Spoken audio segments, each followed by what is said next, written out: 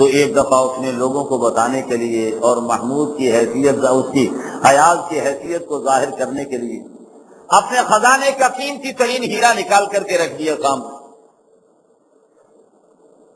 وزیر صاحب آئے کہ جی آج ماں بدولت کا حکم ہے کہ یہ جو ہیرا رکھا ہوا ہمارے خزانے کا قیمتی ترین ہیرا، یہ ہتھوڑا رکھا ہے، اسے مار کر کے توڑ ڈالو۔ وزیر صاحب نے کہا کہ بادشاہ سلامت کا حکم سرانتوں پر، مگر یہ تو ہیرا اتنا قیمتی ہے کہ اس سے تو ہماری پوری مملکت چل سکتی ہے، مستقبل کے بڑے بڑے پلان اس سے پورے کیے جا سکتے ہیں، بڑے بڑے منصوبے اس سے پورے کیے جا سکتے ہیں، اس لیے میں کیسے توڑ سکتا ہوں؟ اتنا بڑا نقصان مملکت کا کیسے کر سکتا ہوں؟ دوسرا، تیسرا، چوتھا، جتنے وزراء، وزیر، مشیر جتنے تھے، سب کا ایک ہی جواب ہے کہ صاحب ہم اتنا بڑا نقصان کیسے کر دیں؟ محمود نے ایاز کو بلایا کہ ایاز ادھر آؤ، یہ ہیرا ہے، توڑو۔ اس نے ہتھوڑا اٹھا کر کے مارا اور اس کو چکنا چور کر کے رکھ دیا، توڑ دیے۔ لوگوں نے کہا کہ ایاز کیا کیا؟ تم نے ہیرا توڑ ڈالا اتنا قیمتی۔ اس نے کہا میرے سامنے ایک طرف بادشاہ کا حکم تھا اور ایک طرف ہیرا تھا، بادشاہ کا حکم توڑوں تو ہیرا بچتا ہے اور ہیرا توڑوں تو بادشاہ کا حکم بچتا ہے، میں نے بادشاہ کا حکم بچا دیا اور ہیرے کو چکنا چور کر دیا۔ یہ ہے ایمان کی بات۔ اللہ کے بندو، ایمان والے سب کہلائیں گے، مومن سب کہلائیں گے جب اللہ کے حکم کے مقابلے میں پوری دنیا کو جوتے کی نوک پر رکھنے کے لیے تیار ہو جائیں، پوری دنیا کو ٹھوکر مارنے کے لیے تیار ہو جائیں، یہ کہیں کہ اللہ کا حکم بچنا چاہیے، پوری دنیا جاتی ہے تو جانے دیں۔ تو میں نے عرض یہ کیا کہ مومن تب بنتا ہے جب اس کے اندر اللہ کے حکم کو امن دینے کا جذبہ اور مادہ پیدا ہو جاتا ہے۔ اور اللہ بھی مومن ہے، اللہ بندے کو امن دیتے ہیں، جہنم سے امن دیتے ہیں۔ اللہ کہتے ہیں ایمان والے، جب تو اپنے ایمان کے تقاضے پورے کرے گا اور میرے حکم کو امن دے دے گا اور میرے حکم پر فساد نہیں آنے دے گا، میرے حکم کو ٹوٹنے نہیں دے گا، تو میرے حکم کو امن دے گا، میں تیری جان کو جہنم سے امن عطا کر دوں گا۔ تو وہ مومن ہے، اللہ بھی مومن ہے، بندے کو امن دیتے ہیں بندے کی نافرمانی سے باز آنے پر۔ جب یہ اللہ کی نافرمانیوں سے باز آ جاتا ہے، حرام کاریوں سے باز آ جاتا ہے، اللہ کے احکام پر ہر سرا اور ضرا میں، ہر تکلیف میں اور راحت میں، ہر حال میں اللہ کے احکام پر عمل کرنے کے لیے تیار ہو جاتا ہے۔ میرے دوستو یہ یاد رکھیے، یہ بڑی اہم بات ہے۔ خوشی میں، مفادات میں اللہ کے حکم پورا کر لینا ہے تو بڑے آسان ہے۔ توحید-سنت.com صحابہ اکرام فرماتے ہیں کہ بایعنا رسول اللہ صلی اللہ علیہ وسلم علی المنشط والمکرہ، فرماتے ہیں ہم اللہ کے نبی کے ہاتھ پہ بیعت کیا کرتے تھے اور بیعت کے اندر یہ کہا کرتے تھے کہ اے نبی ہمیں خوشی ہوگی، ہمارا دل مانے گا تب بھی آپ کی فرمانبرداری کریں گے، ہمارا دل نہیں مانے گا، ہمارا دل نہ چاہ رہا ہوگا تب بھی آپ کی فرمانبرداری کریں گے۔ علی المنشط والمکرہ، تو مومن وہ ہے جو ہر حال میں اللہ کی فرمانبرداری کرنے والا ہو، اور اللہ بھی مومن ہے کہ بندے کو امن و سلام کی عطا فرماتے ہیں، جہنم سے بچانے کی ضمانت دیتے ہیں اللہ رب العزت، اس بنیاد پر کہ یہ بندہ اپنے آپ کو گناہوں سے بچانے کی ضمانت دیتے ہیں۔ تو اللہ تعالیٰ جب یہ کہتے ہیں کہ یا ایھا الذین آمنوا، اے ایمان والو، تو گویا ایمان والے کو اس کا ایمان یاد دلاتے ہیں کہ تو نے تو میرے ساتھ عہد و پیمان کر رکھے، تو نے میرے ساتھ یہ وعدہ کر رکھا ہے کہ تو میرے حکم نہیں توڑے گا، آؤ میں تمہیں حکم دے رہا ہوں، اب اس وعدے کو پورے کرنے کا وقت آ رہا ہے، اس وعدے کو تم نے پورا کرنا ہے۔ یا بعض مفسرین کرام یہ فرماتے ہیں کہ بعض اوقات ایسا بھی ہوتا ہے کہ تفاعلاً یہ جملہ کہہ دیا جاتا ہے، بیٹے کو کہتے ہیں کہ تم بڑے سمجھدار ہو، کیا مطلب کہ سمجھداری کی لاج رکھو۔ اللہ کہتے ہیں تم ایمان والے ہو تو اپنے ایمان کی لاج رکھو۔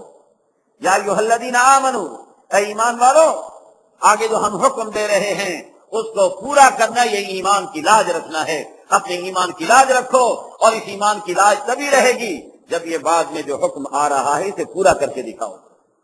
تمہارے ایمان کا تقاضا ہے اوفوا بالعقود، عہد و میثاق، عہد و پیمان انہیں پورا کرو، ایفا کرو، وفا کرو ان کے ساتھ۔ اوفا یوفی ایفاءً، وفا سے ماخوذ ہے، اور وفا کے معنی ہوتے ہیں کسی چیز کا پورا پورا حق ادا کر دینا۔ کہتے ہیں نا وفادار ہے یا بے وفا ہے، کیا مطلب ہوتا اس کا؟ وفادار ہے، پورا پورا حق ادا کرنے والا ہے، بے وفا ہے، حقوق کی رعایت نہیں کرتا، جو اس پر ذمہ داری عائد ہوتی پوری نہیں کر رہا ہے۔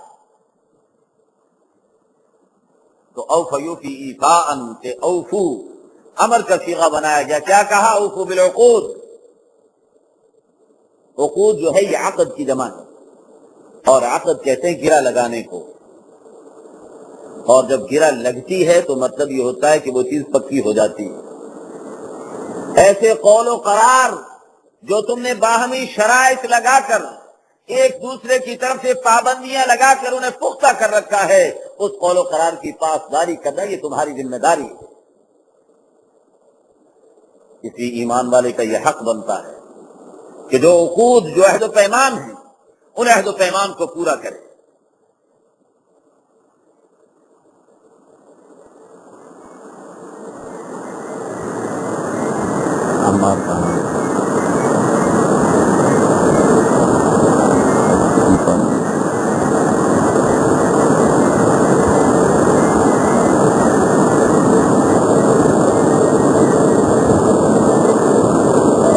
عقود یہ کیا چیز ہے؟ علماء کرام نے فرمایا ہے کہ ایک تو عقد بندے اور اللہ کے درمیان ہے، جو ایمان لانے کے نتیجے میں بندے اور اللہ کے درمیان قائم ہوا، ایک تو عقد یہ ہے۔ اور بعض عقود ایسے ہوتے ہیں جو بندہ خود اپنے اوپر لاگو کر لیتا، لازم کر لیتا ہے بعض اوقات۔ مثال کے طور پر آپ نے اپنے اوپر لازم کر لیا کہ میں اللہ کے لیے 10 روزے رکھوں گا، یہ بھی عقد ہے۔ اللہ نے تو آپ پر لازم نہیں کیا تھا، لیکن جب آپ نے ایک اچھی بات کو اپنے ذمے پر لازم کر لیا ہے تو میرے نبی علیہ الصلوۃ والسلام نے ارشاد فرمایا کہ جب تم لوگ کسی چیز کی قسم کھا لو، کسی چیز کو اپنے ذمے پر لے لو، تو اگر وہ صحیح ہے تو اسے پورا کیا کرو۔ لہذا اگر صحیح بات کی قسم کھا لی ہے یا کوئی صحیح بات اپنے ذمے پر لازم کر لی ہے تو اسے پورا کیجیے۔ تو بعض عقد تو ایسے جو اللہ اور بندے کے درمیان ہیں، اور بعض ایسے ہیں جو بندے کے اپنے اوپر ہیں، خود اپنے اوپر بعض چیزیں لازم کر رکھی، اور بعض ایسے ہیں جو بندوں کے درمیان باہمی طور پر ہوا کرتے ہیں۔ دو دکانداروں کا آپس میں کسی معاملے کے اندر آپس میں انہوں نے عہد و پیمان کر لیا، کوئی کاروبار کر لیا، دو قوموں نے آپس میں کوئی عہد و میثاق کر لیا، دو پارٹیوں نے آپس میں کسی قسم کا عہد و پیمان کر لیا، یہ سب اس کے اندر داخل اور شامل ہوں گے، بشرطے کہ وہ شریعت کے منافی نہ ہو۔ تو اگر بندے آپس میں کوئی ذمہ داریاں ایک دوسرے پر ڈال دیں اور وہ شریعت کے منافی نہیں تو انہیں پورا کیجیے، کیونکہ آمنو خود کہتا ہے، آمنو یہ تقاضا کرتا ہے کہ وہ عہد و پیمان شریعت کے مطابق ہونے چاہیے۔ اگر شریعت کے خلاف ہے تو چاہے کسی کے ساتھ بھی آپ نے کر رکھا ہو، شریعت اجازت نہیں دیتی ان کو پورا کرنے کی۔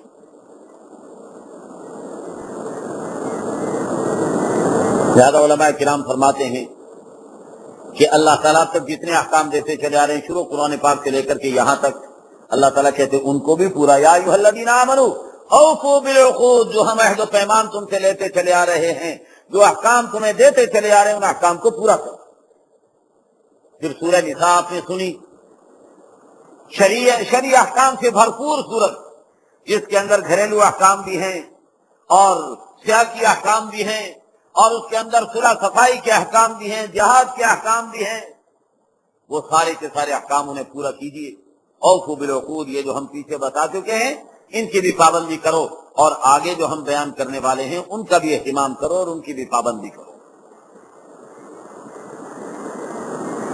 احلت لکم بہیمۃ الانعام الا ما یتلی علیکم غیر محل الصید وانتم حرم، تمہارے لیے چوپائے جانور حلال کر دیے گئے ہیں۔ دراصل قرآن کریم کی یہ سورت جب اتری ہے تو مسلمانوں کو اس زمانے میں 2-3 دفعہ جنگلات میں سفر کرنے کا موقع ملا تھا، اور اس سفر کے دوران بعض اوقات چوپائے جانور سامنے آتے تھے جنگل کے اندر، ان کے بارے میں بعض اشکالات پیدا ہو جاتے تھے کہ یہ حلال ہے یا حرام ہے، تو قرآن کریم اس کے لیے ضابطہ